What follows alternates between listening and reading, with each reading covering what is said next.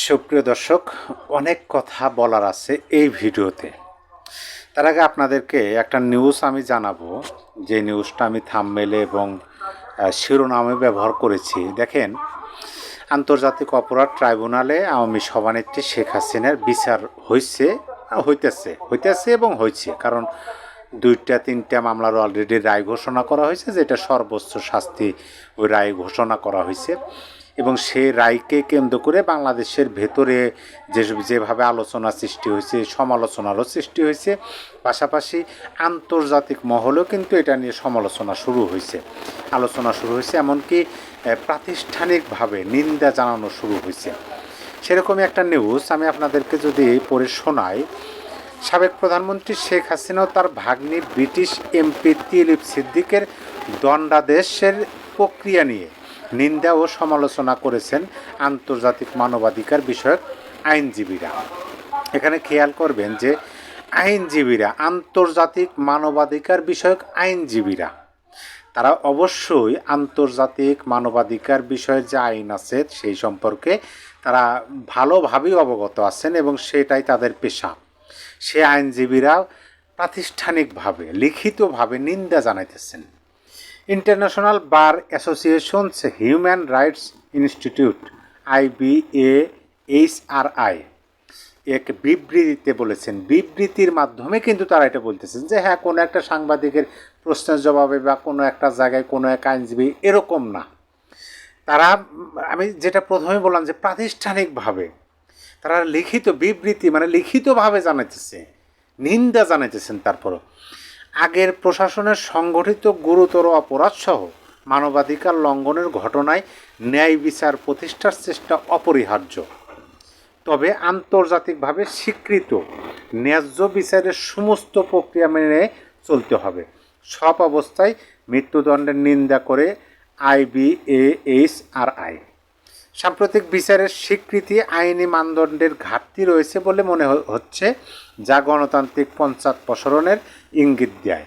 এটি এমন এক বিচার ব্যবস্থা তুলে ধরে যা রাজনৈতিক দ্বন্দ্বের হাতিয়ার হিসাবে ব্যবহৃত হওয়ার ঝুঁকিতে রয়েছে।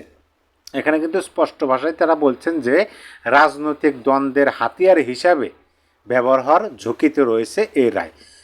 যেটা আমরা দেশের মধ্যে দেখতেছি যে বিভিন্ন ব্যক্তি বলতেছেন যে এইটা হচ্ছে প্রতিশোধমূলক একটা রায় ঘোষণা করা হয়েছে।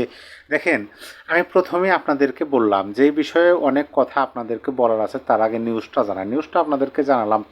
দেখেন, আওয়ামী লীগ হচ্ছে কি বলে যে প্রজন্মগত রাজনৈতিক দল, তাই না? যে এই রাজনৈতিক দলের কি বলে প্রজন্ম থেকে প্রজন্ম গড়ে ওঠে। সমর্থক বলেন, নেতা বলেন, কর্মী বলেন, এটা মানে হঠাৎ করে কেউ হয়ে ওঠে না, এটা আদর্শের বিষয়। আওয়ামী লীগের আদর্শ অনেকে ধারণ করেন, যেটাকে বলা হয় আওয়ামী লীগের কোটি কোটি সমর্থক। শুধু নেতা কর্মী না, সমর্থকরা আওয়ামী লীগের আদর্শকে ধারণ করেন। এটা কিন্তু 5ই আগস্টের পরে একদম পরিষ্কার। কিন্তু অবাক করা ঘটনা আপনাদেরকে বলি, 2024 সালের 5ই আগস্ট আওয়ামী লীগ সরকার ক্ষমতাচ্যুত হয়েছে। তারপরে আওয়ামী লীগের বিরুদ্ধে যে সমস্ত এই যে মানবাধিকার লঙ্ঘনের কাজ হইতেছে, যে সমস্ত অন্যায় হইতেছে, প্রহসনমূলক কাজ হইতেছে বর্তমান অন্তর্বর্তী সরকারের পক্ষ থেকে, তারপরে কি বলে প্রতিশোধমূলক কাজ হইতেছে, সেগুলার প্রতিবাদ সবার আগে কারা জানাইতেছে আপনি একটু বলুন তো। আপনি দেখুন, আপনি যদি নিরপেক্ষভাবে মিডিয়ার দিকে তাকান, বিভিন্ন টকশোর দিকে তাকান, তাহলে দেখতে পাবেন 5ই আগস্টের আগে যারা বা যাহারা আওয়ামী লীগের ব্যাপক তীব্র সমালোচক ছিলেন, আওয়ামী লীগের বিভিন্ন মানে কি বলে যে সমালোচনাপূর্ণ কাজের পরিপ্রেক্ষিতে সমালোচনা করছেন, আওয়ামী লীগের বিতর্কিত কাজের যে সমালোচনা করছেন, প্রতিবাদ জানাইছেন বিভিন্ন মাধ্যমে, কেউ নিজস্ব ফেসবুক কলে, কেউ নিজস্ব ইউটিউব চ্যানেলে, কেউ টকশোতে বসে।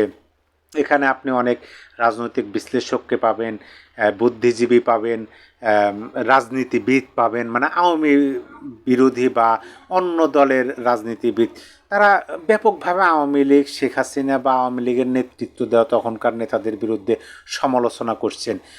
5ই আগস্টের পরে তারাই সর্বপ্রথম মুখ খুলছেন আওয়ামী লীগের বিরুদ্ধে যে সমস্ত মানবাধিকার লঙ্ঘন হচ্ছে, আওয়ামী লীগের বিরুদ্ধে যে সমস্ত প্রহসনমূলক কাজ করা হইতেছে, তারাই যারা আওয়ামী লীগের তীব্র সমালোচক ছিলেন, আমি তো নাম ধরে অনেকের কথা বলতে পারি।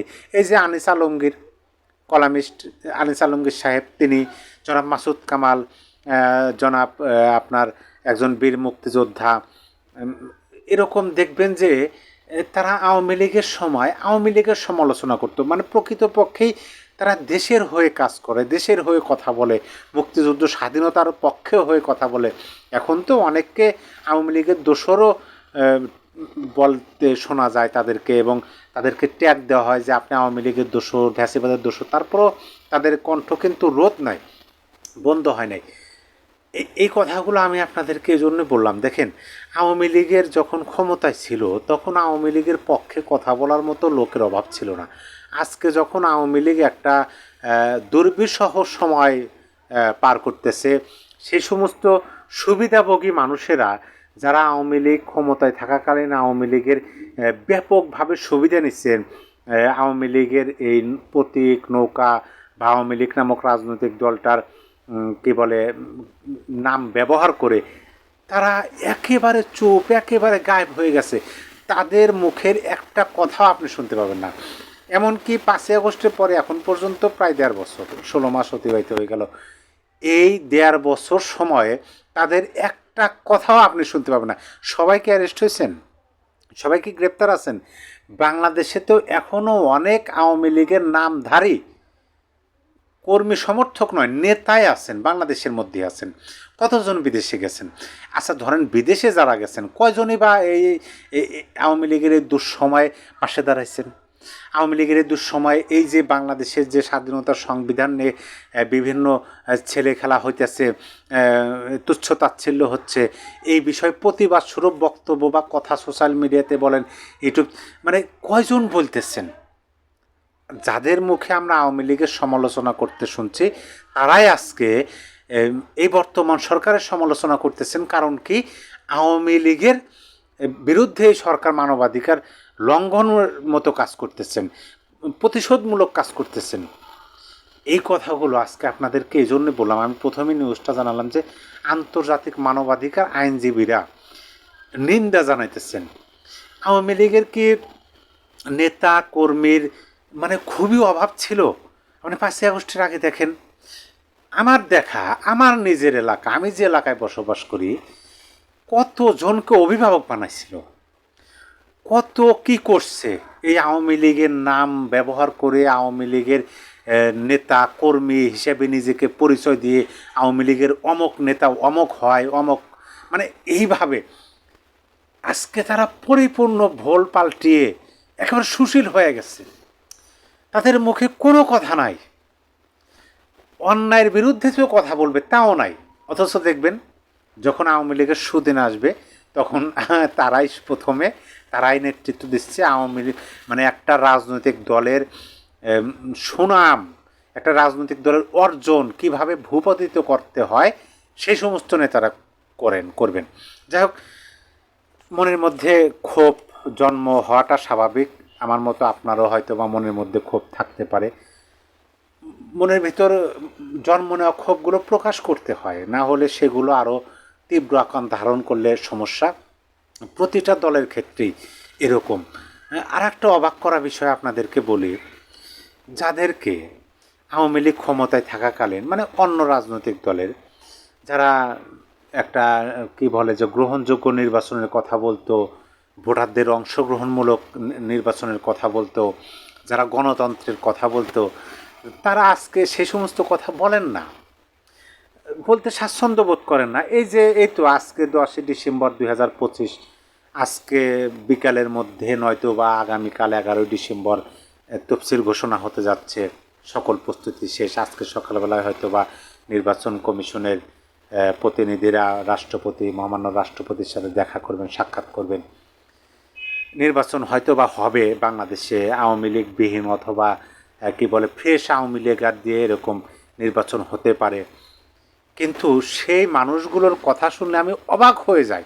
এখন আমি প্রথমে আওয়ামী লীগের কথা বললাম, তারা আজকে গ্রহণযোগ্যমূলক নির্বাচনের কথা বলতেছেন না, তারা আজকে অংশগ্রহণমূলক নির্বাচনের কথা বলতেছেন না, তারা আজকে কি বলে যে সকল দলের অংশগ্রহণের নির্বাচনের কথা বলতেছেন না, সব জায়গাতে স্বার্থ রে ভাই। এই বাংলাদেশে সব জায়গাতে স্বার্থ, সবাই স্বার্থ দেখে। জনগণের কথা বা জনগণ এই শব্দটা, জনগণ এই শব্দটা সবাই ব্যবহার করে নিজেদের স্বার্থে, যেটা প্রমাণ হচ্ছে, সামনে হয়তো বা আরও হবে। যাই হোক, পরিশেষে এটাই কথা যে সারা বিশ্ব থেকে নিন্দা জ্ঞাপন করা হইতেছে, প্রতিবাদ জানানো হইতেছে, কি বলে বিবৃতির মাধ্যমে লিখিতভাবে, যে শেখ হাসিনা এবং দিলীপ সিদ্দিকীর নামে যে মামলার রায় হয়েছে এইটা প্রহসনমূলক এবং এইটা প্রতিহিংসা, কি বলে প্রতিপক্ষকে ঘায়েল করার একটা কি বলে ইঙ্গিত বহন করে এই রায়। এই সমস্ত বক্তব্য লিখিতভাবে তারা বিবৃতি আকারে দিচ্ছেন। সম্মানিত দর্শক, আপনার মতামত অবশ্যই কমেন্ট বক্সে জানিয়ে দেবেন। সবাই ভালো থাকবেন। আল্লাহ হাফেজ।